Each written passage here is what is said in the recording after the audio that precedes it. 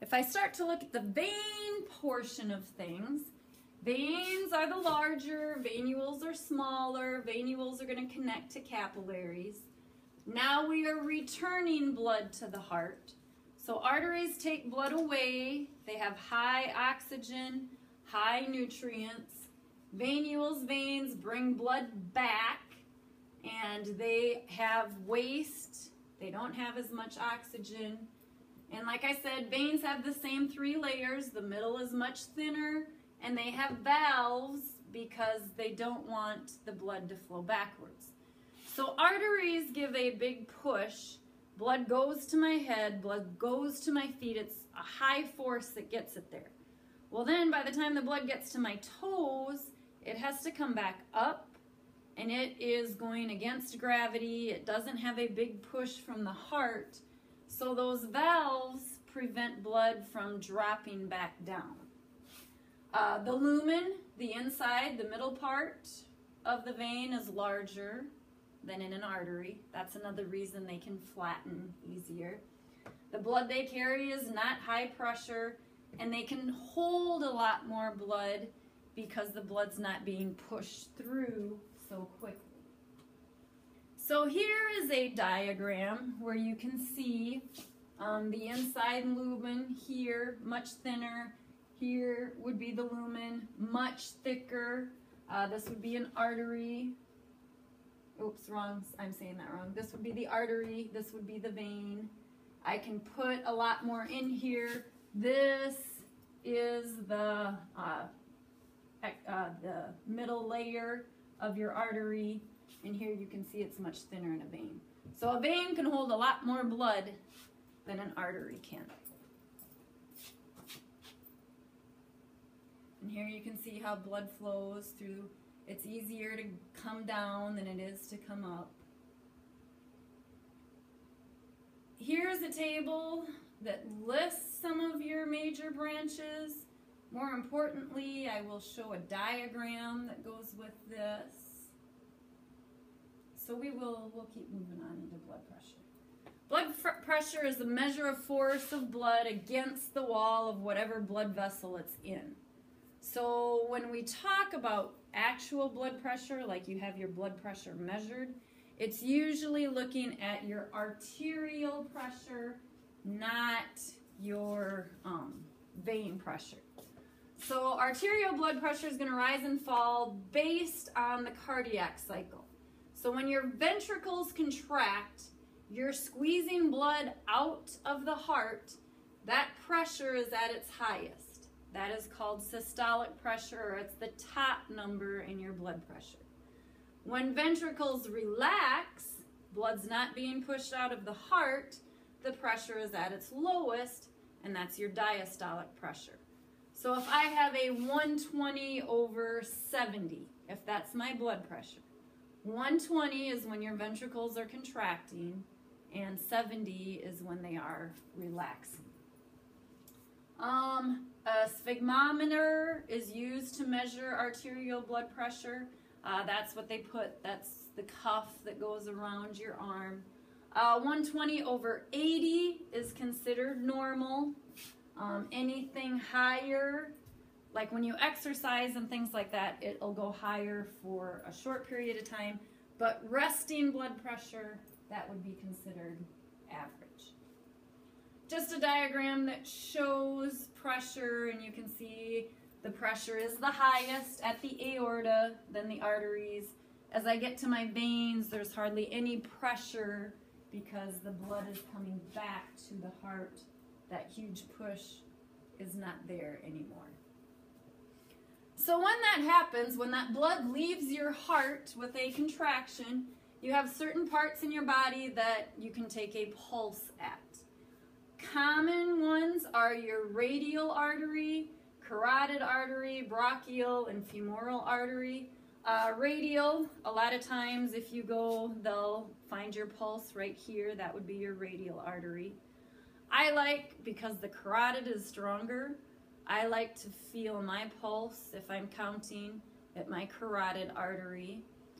Sometimes the doctors will feel in your arm, that would be brachial, And then femoral would actually be down in your leg area where you can feel a strong pulse.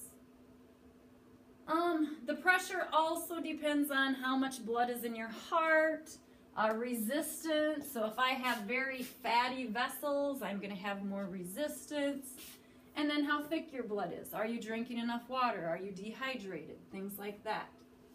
So cardiac output is your stroke volume times heart rate. This we're not going to get into as much. Probably don't expect to find this on your test. Stroke volume is the amount of blood that comes out with each surge of the ventricle, approximately 70 milliliters. Heart rate, this though you should know, your heart rate is your beats per minute. Average is 72. Athletes, runners, people who work out a lot, usually that's lower. People who are very sedentary, usually that heart rate is higher. Blood volume is the amount of blood your body carries, and that a lot depends on your age, your body size. Obviously, bigger people are going to have more blood volume, and gender. Men tend to have a larger blood volume than women do. Resistance, then, different things can cause resistance. Sometimes it's on purpose. So if peripheral resistance increases, then my blood pressure increases. And normal things might be, if you get cold, your blood vessels are going to constrict. That will raise your blood pressure. If you exercise, your blood pumps faster. That will increase your blood pressure. If you have fatty buildup, hardening of the arteries, so I have stuff growing inside of my vessels, that's going to increase your blood pressure. So how much those blood vessels are dilated is also very important to blood pressure. Viscosity deals with the thickness of blood. The greater the viscosity, the thicker it is, the harder it's going to flow. And that's going to create higher blood pressure. People who are dehydrated, their blood is flowing slowly, they don't have enough water, can create higher blood pressure. So here I can kind of see, obviously a lot of blood, my blood pressure is going to go up. Not blood viscosity, thicker blood, all of these things here are going to increase my blood pressure. Ways to control or how it's controlled. Your blood pressure is determined by your cardiac output, so how much blood your heart is putting out, times its peripheral resistance. So that is a measurement that would be taken of your blood vessels. And your body typically maintains a normal blood pressure by adjusting those two things. Do I need to dilate the blood vessels? Do I need to constrict the blood vessels? How do I keep it normal? Frank Starling, I'm not going to talk about that. Baroreceptors. This will be on your test. Baroreceptors are what sense the change in blood pressure. So the volume of blood that enters the right atrium, so when blood is coming back to your heart, is typically equal to the volume leaving your left ventricle. If pressure increases, the cardiac center in your brain, in the medulla oblongata, sends parasympathetic impulses that slow your heart rate down.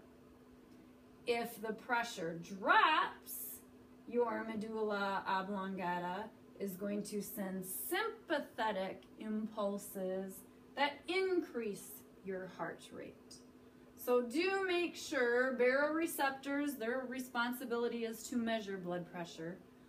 Parasympathetic slows down, sympathetic speeds up. So that slide I probably would highlight.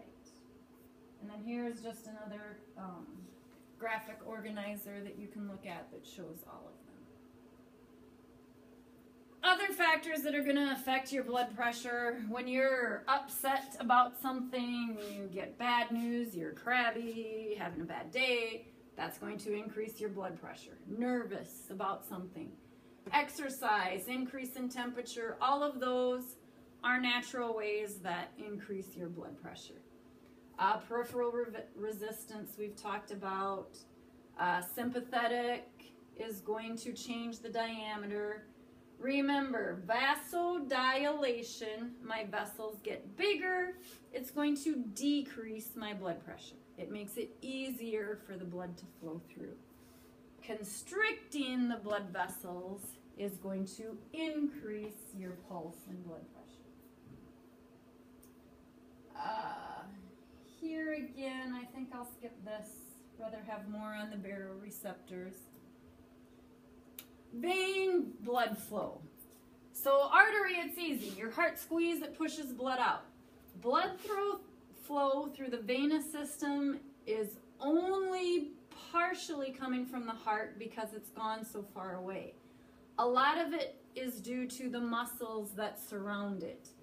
Breathing a little bit, and then vasoconstriction of the veins. Veno dealing specifically with just your veins. So skeletal muscles are actually going to squeeze blood up the veins one section at a time. So it's going to squeeze and get it through the one valve up to the next section. Squeeze, get it through the valve up to the next section. So the blood coming back to your heart needs small muscular contractions from skeletal muscle. Constriction of those veins is what's going to help push that blood back. And I'll stop there.